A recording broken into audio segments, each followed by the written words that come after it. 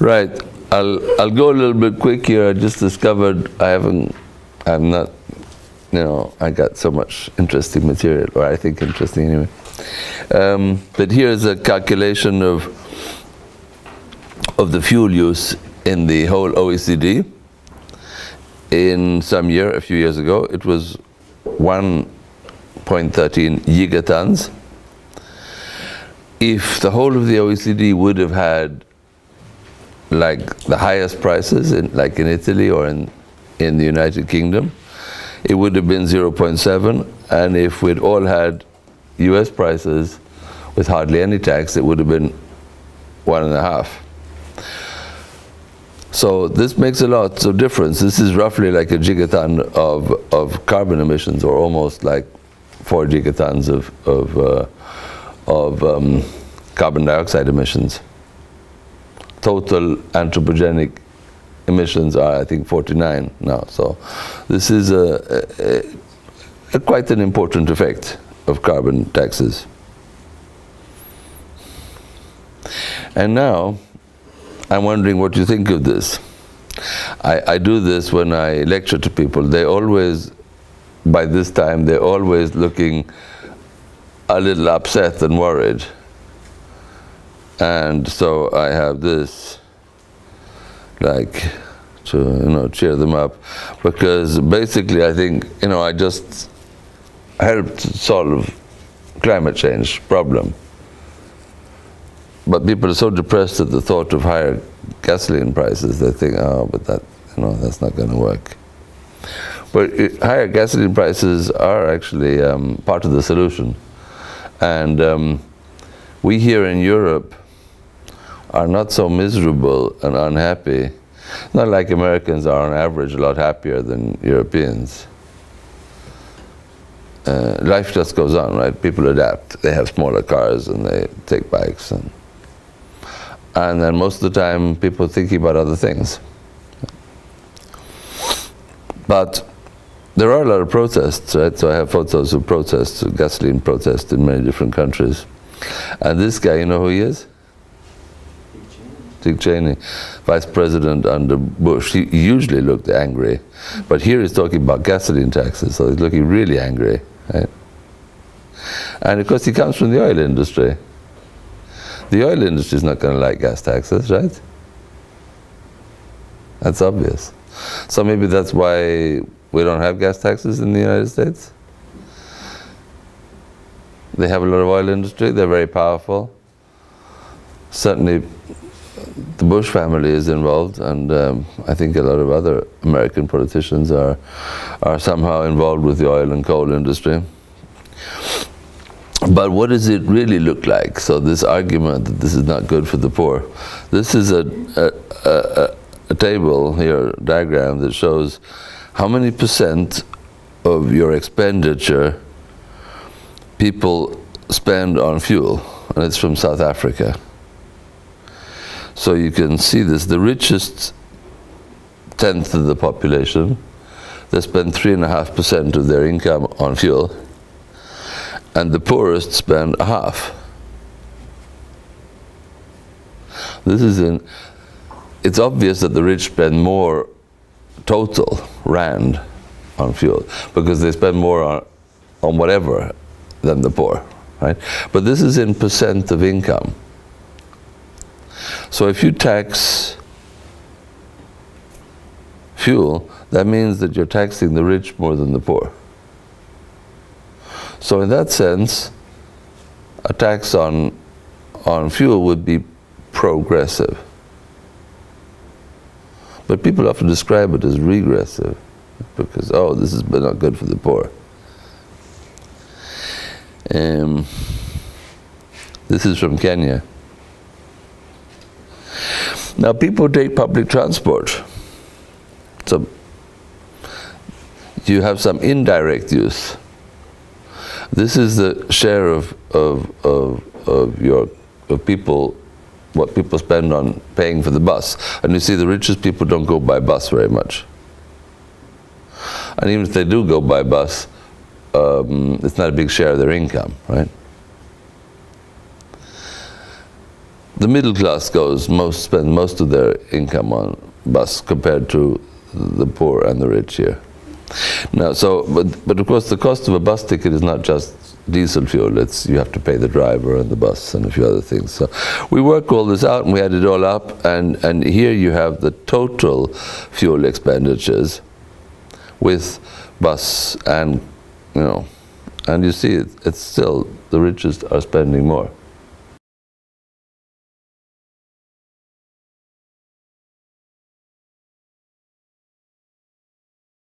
Yeah, I don't know if I have that here.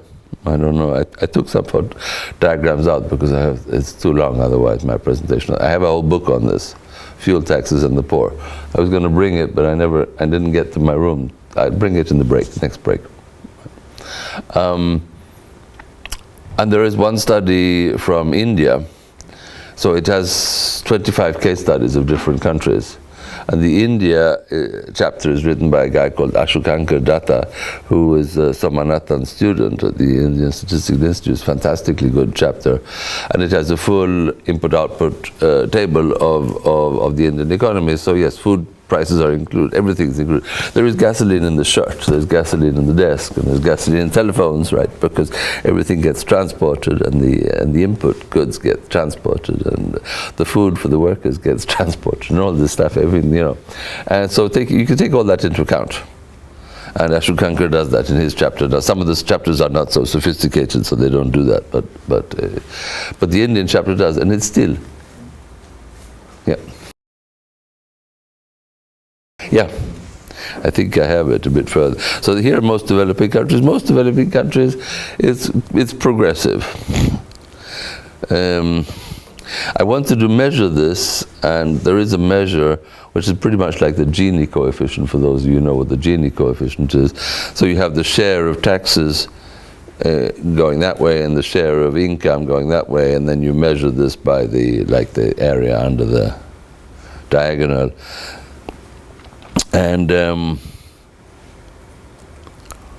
you find that in most poor countries this is regressive, in rich countries, sorry, the other way around, in poor countries it is progressive. India, China, Indonesia, and Africa is very progressive. In the United States it seems it's more regressive. Now there's actually a lot of methodological details in this. I mean, I written a whole book on it there are different ways of measuring income, for instance. There's a problem when you ask people what their income is, because they don't always answer the truth. Some people don't know, some people borrow money when they're students, and they use their savings when they're old, and all this. So you can also use expenditure instead of using income. Then you can kind of rely on the lifetime income hypothesis. So what people spend is a reflection of their lifetime income, and if you use expenditures, you get a different answer than if you use income. And then you could take into account indirect effects, like the effect on property. You raise the price of gasoline, and the value of cars and houses and things change, and all kinds of things change. You take that into account. So, well, if you want to know more about this, there's a book to recommend there. I'm not going to spend much more time on this. I would just take the Swedish figure. Most European countries, it's flat, right? These are European countries. It's just a neutral tax in Europe. It's a bit different if you use expenditure. And I have the Swedish, this is Sweden here actually. So in Sweden we found it was slightly regressive, but we calculated, I mean, Sweden is a country where if the state gets more income, it doesn't get stolen by the finance minister. It just gets used. And yeah, so you have to assume it gets used in some sensible way. And so here we assume it is used to reduce the value-added tax on food. Then you have a tax reform, and the tax reform package is highly progressive. So the tax itself is regressive, but if you use the money for something like reducing value-added tax on food, yeah.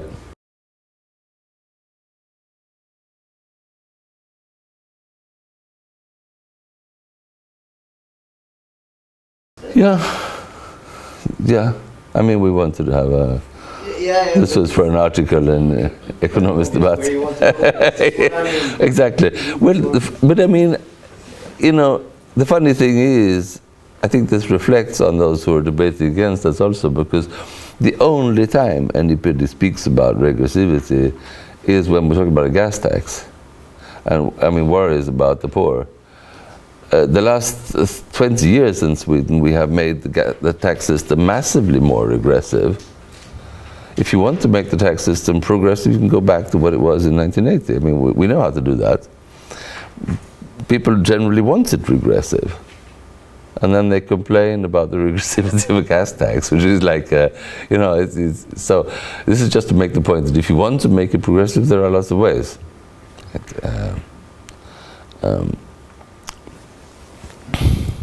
So that was a debate. Well, this is another favorite point, so that is kind of important as well. So so here you see that the emissions per capita are rather uneven, and this is not completely, it's also a few years old. But basically, the United States, you have emissions that are 20 times higher than in India per capita.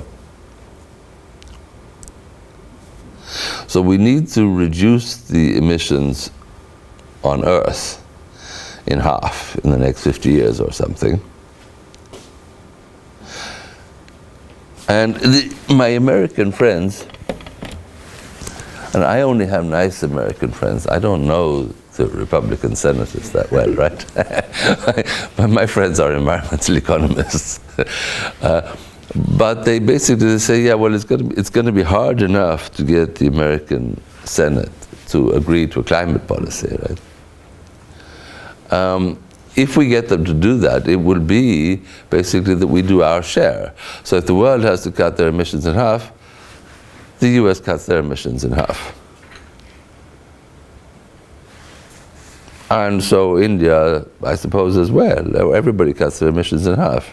Right? But if the US is emitting 20 tons of carbon dioxide per year and it goes down to 10, and India is emitting 1, should they go down to a half?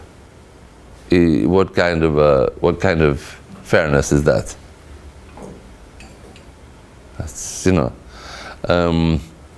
So most of my Indian friends, I haven't asked you, but it's kind of natural, it's in the cards. Most Indians think that, well, you know, equal per capita emissions would be more fair.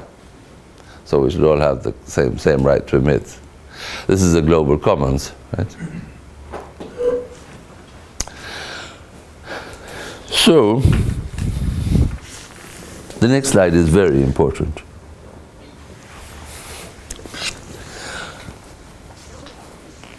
If the atmosphere's ability to hold carbon dioxide is a scarce resource, like we found gold on the moon and we're going to share it, right? It's valuable rent. It's very valuable. And we have like, you know, several tens of gigatons of carbon dioxide, and they are worth at least $50 a ton. We don't know, I mean, this is very approximate. Then we're speaking of $1,000 billion per year. It's a lot. And the question is, who's going to get this rent? And if we have grandfathering, that is that you have the same share in the future as you have today, that we all cut by the same percentage. If, you know, the US cuts by 50% and India cuts by 50%, then India will emit always 1/20th of what the US does. Then India would get 4% of this rent. And if you have per capita allocations, India has roughly 1/6 of the world's population, so India would get roughly 1/6. And it's the other way around for the United States, conveniently. So, if the US is going to use grandfathering, as they're going to keep their share of emissions, they'll always have 16%. And if they're going to have a per capita share, we'll have about 4%, maybe 5%, because people move to the United States, they get more capita all the time, right? So eventually they would have more. But it makes a big difference.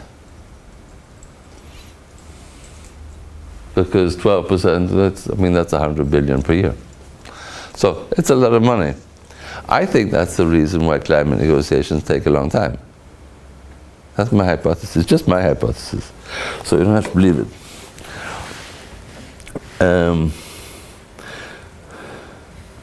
Well, let's come back to Nigeria later. I want to tell you about my last week here.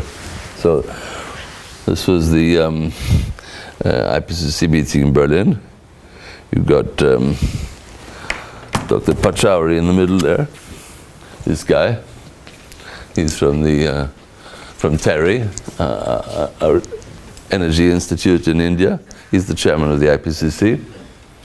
This is Ottmar Edenhofer. He was chairman of Working Group 3, the working group that I work. One of the co-chairs, I should say. Yuba was another co-chair here, and then there's some ministers there from Germany. This is just the inauguration. Jacqueline McLeod, who was guest professor at Chalmers about 15 years ago for a year.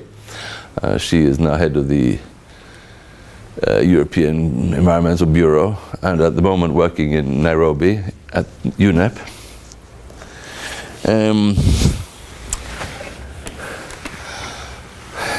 And she has sailed single-handedly across the Atlantic once. She's a remarkable lady. Yeah. Wow. Yeah, she's quite remarkable and very sweet. She saw me, although I'm sitting like on the third row, like, hey, for the podium. It's very sweet of her. We have written in this third assessment report 16 chapters. There were 235 lead authors. There's another couple of hundred authors who have written like half a page or something, who are called contributing authors. 900 reviewers who made life difficult for me the last few years, and the 38,000 comments. Each comment has to be answered and written. This wasn't fun, I can tell you, actually. Now, I'm not going to claim that I have read the 10,000 references, but some of them. I won't go through every single diagram here, but because I need to. Time is always a problem. But you see, our emissions are going up, right? And you've got carbon emissions from fossil fuel in yellow there. So the process we had in what is special about this report, you had literally many hundreds of scientists working for 4 years, reading these 10,000 articles and dealing with all these comments. So this is an assessment of science. In our case, mainly like how to do something about this. The first report was about what's actually happening in nature. The second report was the effects on humanity, and the third report here was about what to do about it. And then this was now approved by the governments of the world. So you can ask, is it still a scientific document? Well, we had, the 2,000 pages was not affected by this, like the 2,000-page report. There is a technical summary of about 150 pages or something. That is not affected. There is a summary for policymakers of 30 pages. That is the document that has been affected. We went through that word by word. It was read in most paragraphs many times, aloud, and discussed. And the idea is that the policymakers are checking whether they understood everything. But some of them also try to influence the text a little bit. And they have the right to take things out. But the debate is all the time on like using the instruments of science. You can't just say, look, my country has a big army and lots of money, and now we're like ordering you to take a sentence out. They don't say that. But they say, we think this is poor science. Here's an article that you haven't cited, which says the opposite of what you say, or this word is not clear. So there is that kind of, Anyway, here are total anthropogenic emissions, and the blue there is, I should say the top panel is total. The second panel here is fossil fuels, and the third one is forestry mainly, and forest and land use here. And the light blue there is OECD countries, the countries that were OECD in 1990. So that's before Mexico joined, for instance. And then you have Asia is green, for instance. And you can see here that back here, it was basically the light blue that dominated.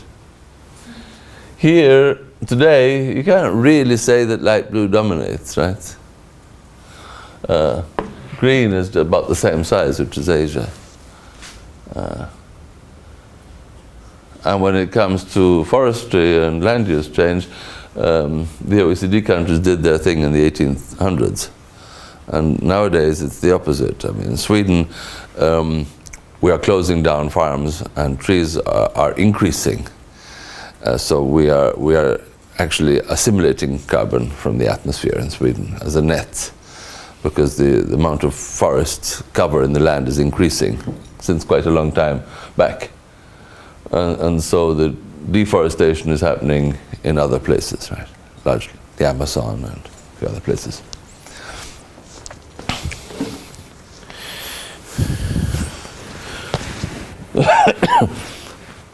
So here you can see a breakdown by sector.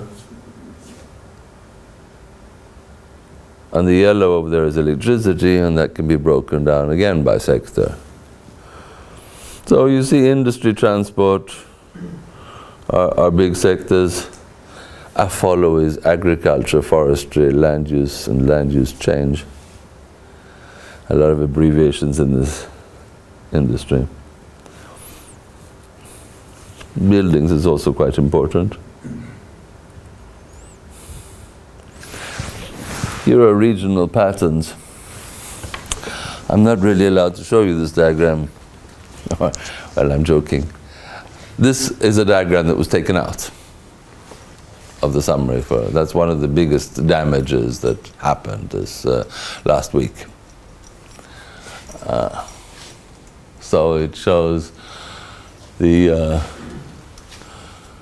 green is again a follow, the forestry and stuff. Blue is industry, this is buildings, this is transport, this is energy. It's by year and then by country grouping. High income, upper middle income, lower middle income, low income, and this is international shipping and air traffic. So why do you think it was taken out?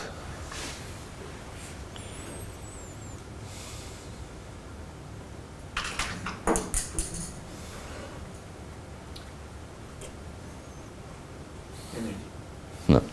It was taken out because it uses the words the categories low income, lower middle income, upper middle income, and high income. Saudi Arabia and most developing countries could not accept this.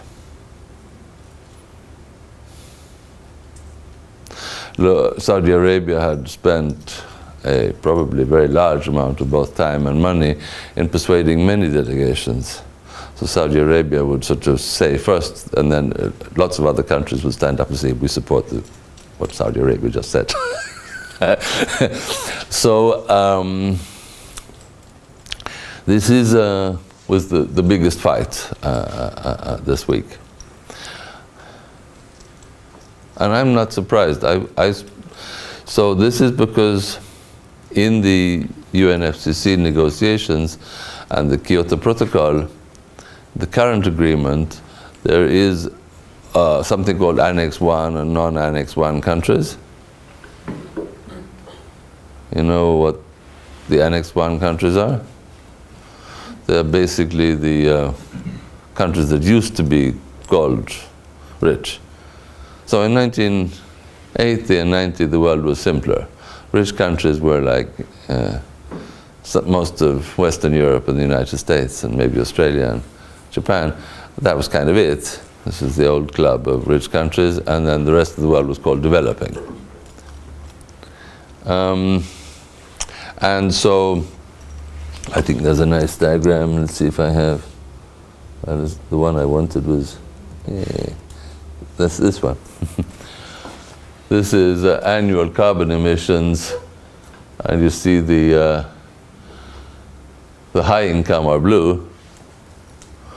They had basically constant emissions for the last 20 years, and the upper middle category there, which consists very largely of China, has basically caught up.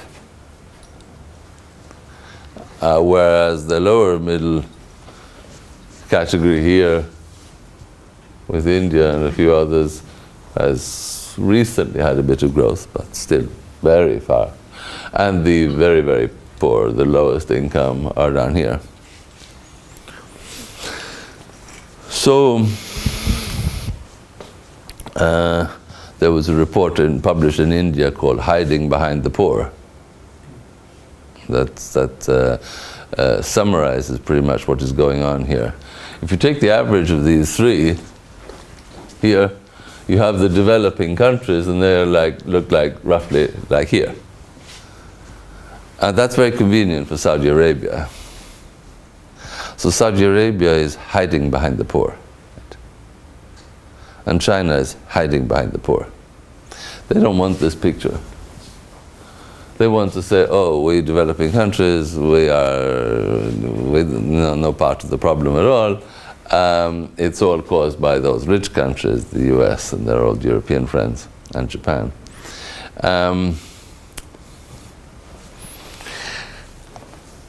And so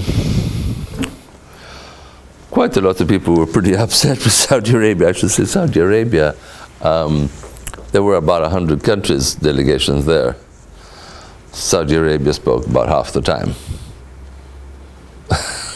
That's one country, one guy. He had the softest voice. Mr. Chairman, Saudi Arabia has a small problem of interpretation here. Now, we very much support the work of the IPCC, but... Right. So he said that like every day, so many times, yeah. No, this is a country delegate.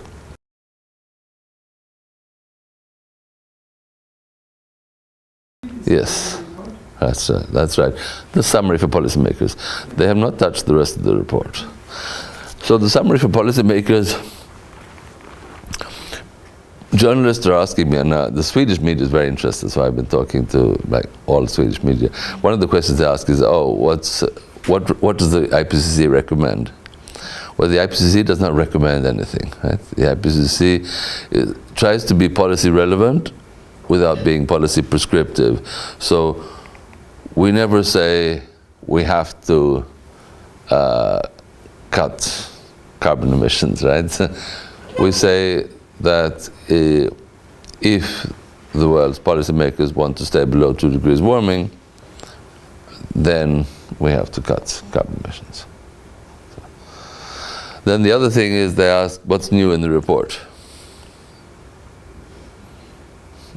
And I can tell you there is nothing that is not really in my textbook that you're reading. In fact, there is nothing that wasn't in the first version of that textbook that I wrote in 1990, or whatever it was. No, in 2000. There are very few new ideas. But it's not a work of research. It's not supposed to have new ideas. It's supposed to summarize research.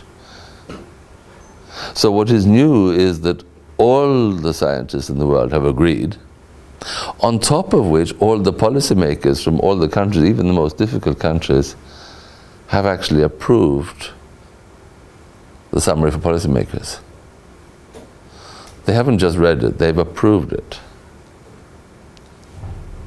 So that's more, right? They've read every word of the summary for policymakers.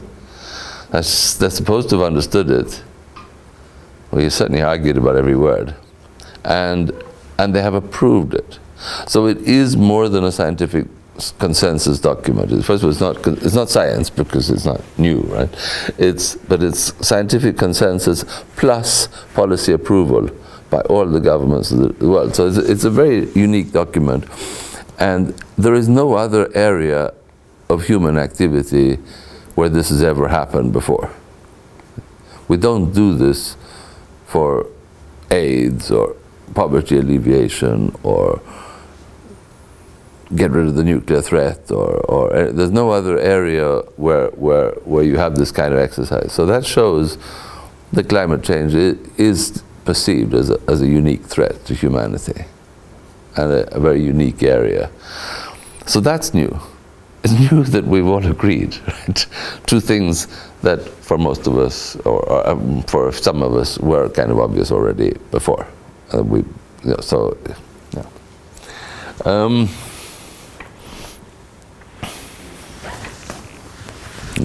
Have a time management problem here. We can go back to some diagrams.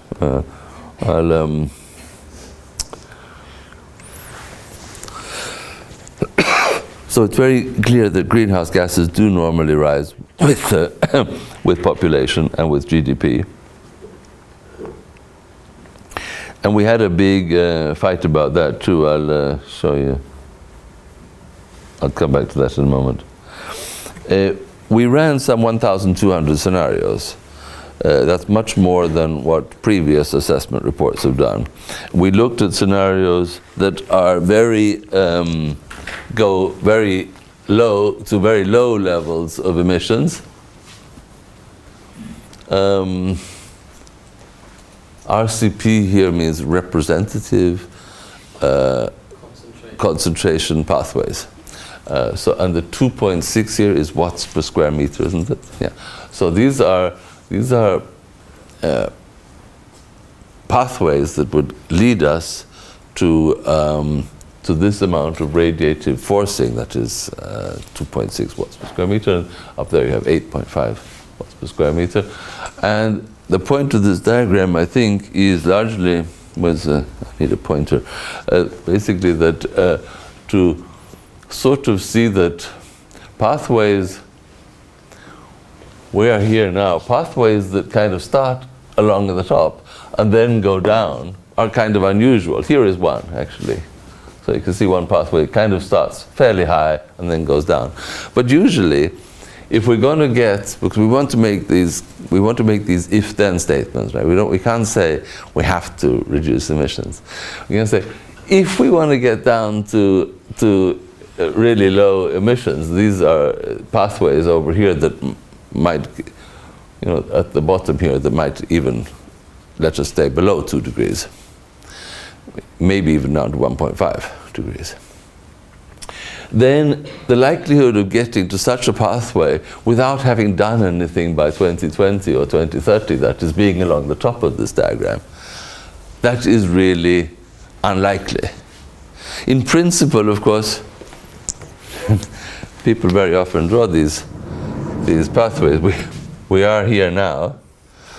We want to get here. This is our history here.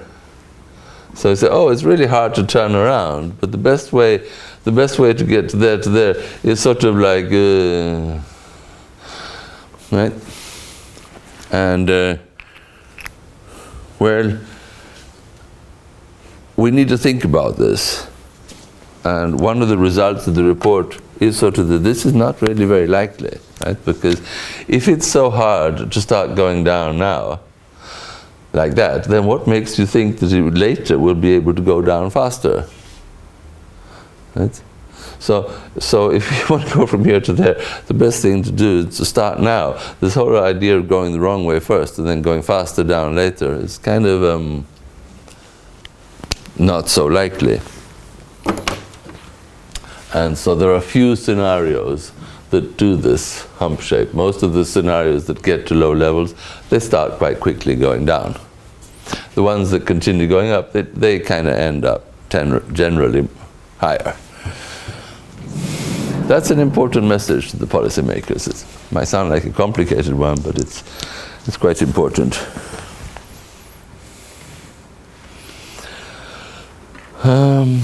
So here, well, this is also, this is a table to look up, but basically it's nice. There is a table summary for policymaker number 1. It shows you like the cumulative emissions, the representative concentration pathway, what's happened totally in emissions for the different periods, what kind of likely temperature you get, the median range and the mean range and all this, and then how unlikely you are or likely to reach different targets like 1.5, 2, 3, and 4. So it's since we can go in so many different directions, it's hard to say exactly where we're aiming for now. But if we don't do anything, it's easier to say we're more aiming for 3-4 degrees than 2.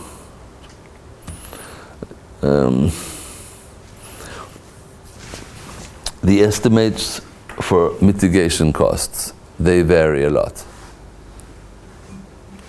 I said before that we don't know what the costs of damage are, but we think they're high. I mean, that's why we're doing this. If we didn't think they were high, we wouldn't be doing this exercise. Right? But they are so difficult to quantify for these ethical reasons. The costs of mitigation are easier, but still quite difficult. And basically,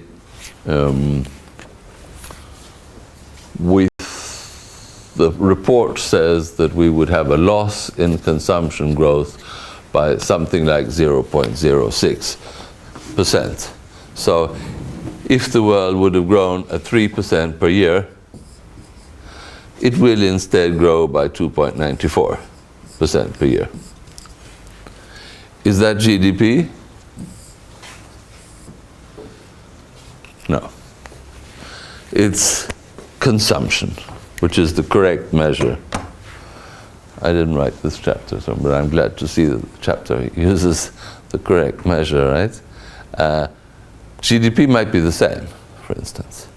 But the point is that if GDP is growing 3% per year, but we spend a bigger share of GDP paying for solar cells instead of paying for coal, and coal is cheaper than solar cells, then what's the result? Well, the result is we have less money left to buy cheese and rice. So there's a difference in consumption. The difference to consumption is what we care about. That's the cost to humanity. So there is a cost. We don't quite know the size of that either, because in the end it turns out how cheap the solar cells will get, and a number of other things, and what other paths we do, and what. Yeah.